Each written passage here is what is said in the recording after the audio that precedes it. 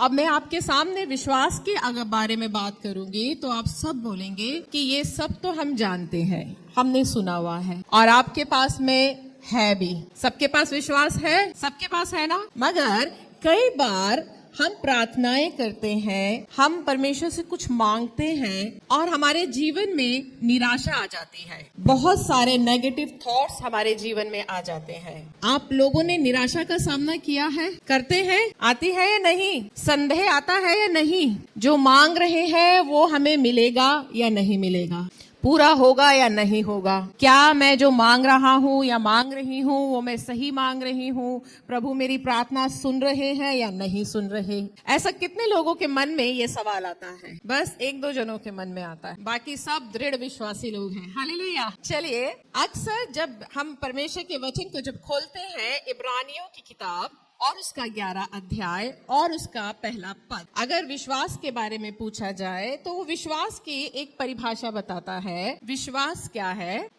इब्रानियों 11 और उसका 1। अब विश्वास आशा की हुई वस्तुओं का निश्चय और अनदेखी वस्तुओं का प्रमाण है। हाँ जी, हालेलुया। अब विश्वास आशा की हुई वस्तु का निश्चय और अनदेखी वस्तु का प्रमाण है। यानी विश्वास जब हम करते हैं तो हमें कुछ बातों का ध्यान रखना बहुत जरूरी है। हम विश्वास करते तो हैं और आज बहुत सी बातें आपके जीवन में ऐसी होंगी जहां आप प्रभु से प्रार्थना कर रहे होंगे और आपकी प्रार्थनाएं सुनी नहीं जा रही होंगी और आपके मन में सवाल उठ रहे हो और कई बार हम प्रार्थना करते हैं मगर हमें प्राप्त नहीं होता, हमें मिल। वचन क्या कह रहा है? विश्वास क्या है? विश्वास आशा की हुई वस्तु, यानी आशा की हुई वस्तु का निश्चय है। अब आशा का मतलब क्या होता है? क्या है मतलब? आप में से किसी को पता है आशा का मतलब क्या होता है? उम्मीद। और उम्मीद का मतलब क्या होता है? कैसे करते हैं आप उम्मीद? कैसे कर सकते हैं उम्मीद? अगर आपको किसी चीज की उम्मीद करनी हो तो क्या होती है वो उम्मीद? हमारी उम्मीद टूटती है कि नहीं टूटती? ना उम्मीद होते हैं हम, हमारी प्रार्थना नहीं सुनी जाती।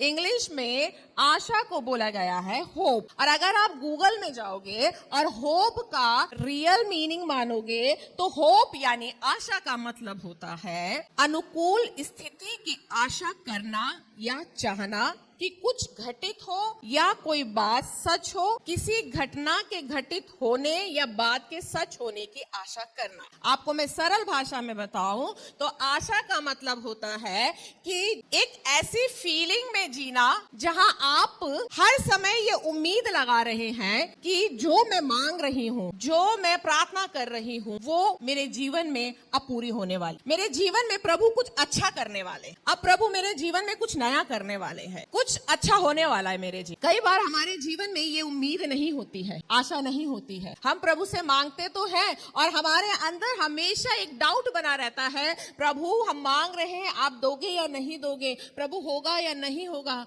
प्रभु कब होगा? मगर वचन कह रहा है विश्वास आशा की हुई वस्तु, यानी वो वस्तु जिसकी आप आशा कर रहे हैं और आशा करने के लिए आपको लगातार एक इंतजार करना होगा कि अब मेरे साथ कुछ अच्छा होने वाला है, मेरे साथ कुछ नया होने वाला है, मैं जो मांग रही हूँ वो आने वाला है। मगर जब हम विश्वास में चलते हैं ना, ये बातें पूरी होती नहीं है, हमारे जीवन को निराशाएं घेर लेती हैं। बहुत से लोग विश्वास में चल रहे होते हैं और उनके जीवन में निराशा इतनी अधिक घिरी हुई होती है कि वो कहते तो हैं कि हम विश्वास में चल रहे हैं, ब्रदर हम विश्वास कर रहे हैं, पास्टर साहब हम विश्वास कर रहे हैं, अब हम बहुत थक चुके हैं, मगर क्या करें, हमारा विश्वास है प्रभु पे, हम बहुत थक चुके हैं। अगर आप थके होते, अगर आपने आशा की हुई होती तो आप थकते ही नहीं। क्यों? क्योंकि आपको इंतजार होता कि जो मैं मांग रही हूँ ना वो रास्ते में है, वो आ रहा है, वो पूरा होने वाला है। बस किसी भी मूवमेंट, किसी भी क्षण मेरी प्रार्थना सुनी जा रही है, ये होती है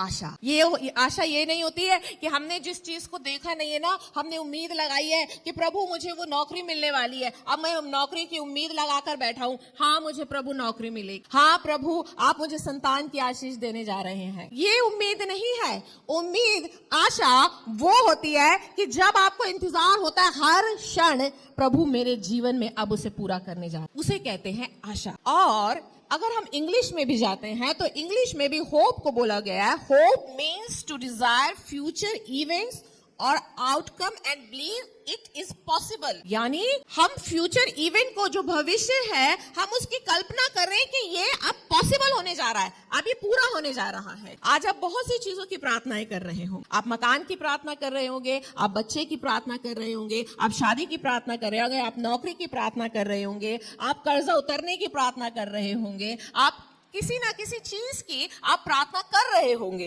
मगर क्या आपने आशा की उन चीजों की कि अब वो चीज पूरी होने जा रही है, प्रभु मेरे जीवन में कुछ अच्छा करने जा रहे, प्रभु उस चीज को अब मेरे जीवन में लेकर आने वाले हैं। ये होती है आशा। और वचन कहता है अब विश्वास। विश्वास क्या है? आशा की हुई वस्तु। यानी आप इंतजार कर रहे हैं कि वो बात मेरे जीवन में पूरी हो रही है।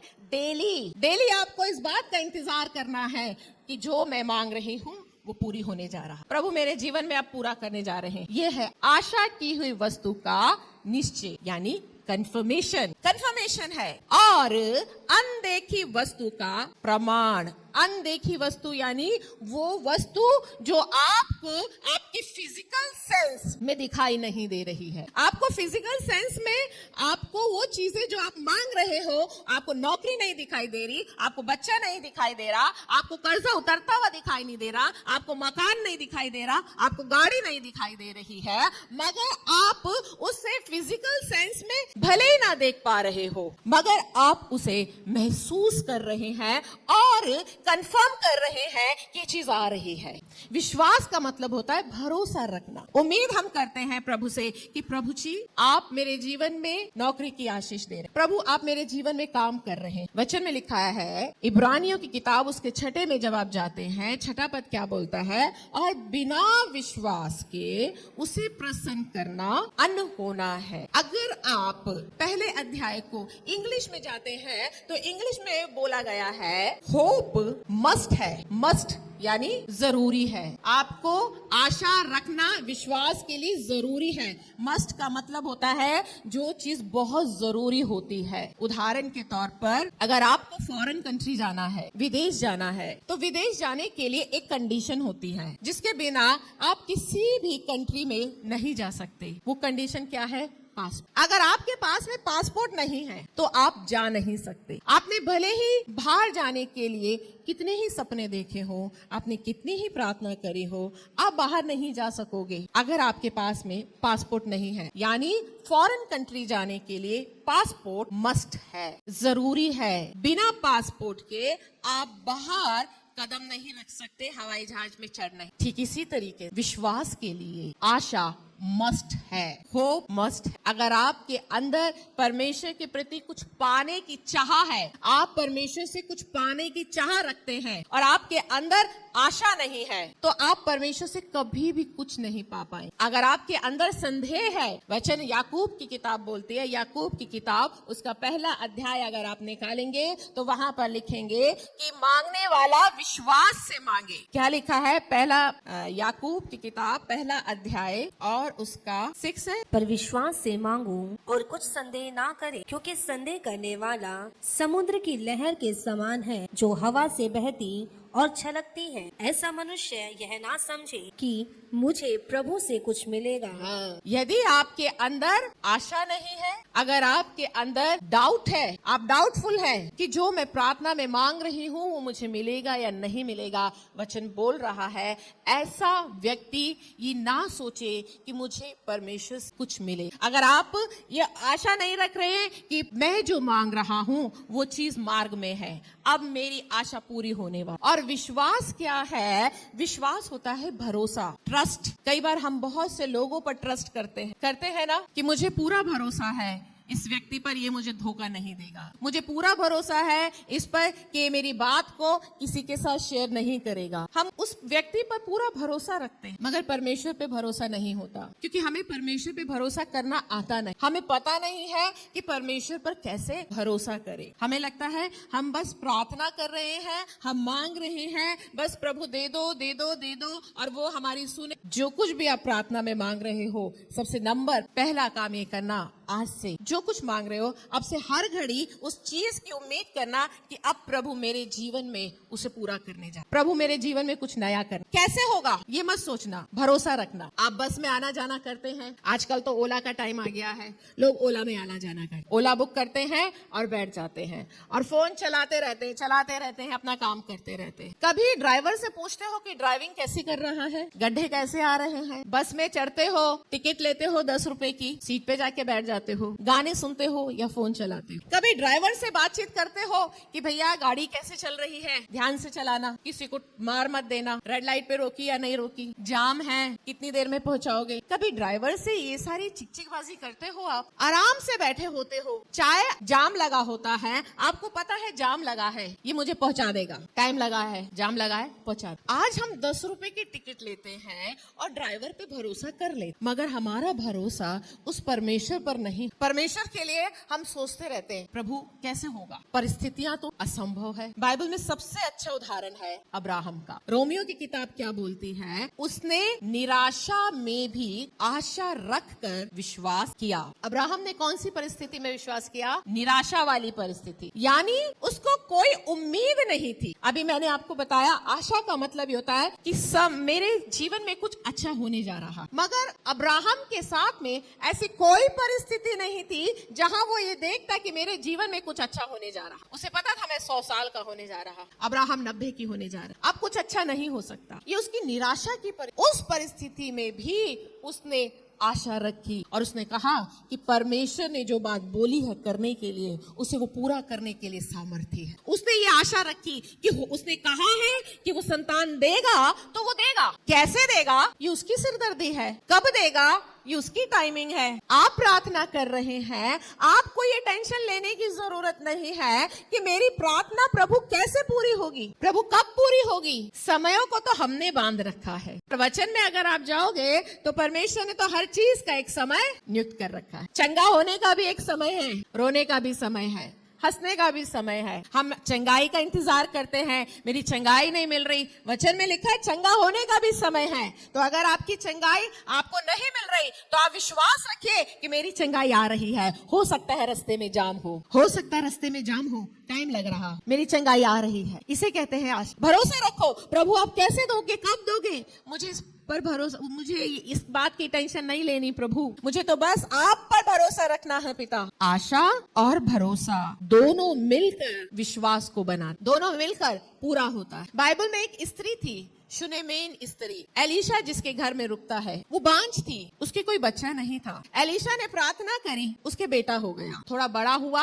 अचानक से एक दिन अपनी माँ के गोद में बैठे बैठे उसके सर में दर्द हुआ और उसी समय उसकी मृत्यु। वचन में लिखा है वो मर गया, मगर उसकी माँ को देखो आप, वचन बताता है उसने अपने बेटे को कमरे में लेटाया, द्वार बंद किया और एलीशा के यहाँ गई। मर गया तो गाड़ने के लिए तैयारी नहीं करी, मर गया तो किसकी तैयारी करनी चाहिए थी? गाड़ने की तैयारी करते, सबको बताते, पति को भी नहीं बताओ। यानी उसे पता था ये मरा नहीं है, ये जिंदा हो जाएगा। उसको ये विश्वास था और पता है रास्ते में एक शब्द नहीं बोली। गहेजी उससे मिलता है, गहेजी उससे पूछता है कि तेरे घर में सब ठीक है, पति ठीक है, बेटा ठीक है, तू ठीक है, सब कुछ वो जवाब देती हुई आती है, सब कुशल से। घर में क्या हो गई है? मौत। मगर वो क्या बोल रहे? सब कुशल से है, क्योंकि उसको विश्वास था, उम्मीद थी जिंदा हो जाएगा। उसको विश्वास था, उम्मीद थी कि जिंदा हो जाएगा। वो हम जैसी माओ की तरह रोई नहीं, रिश्तेदारों को कॉल नहीं किया,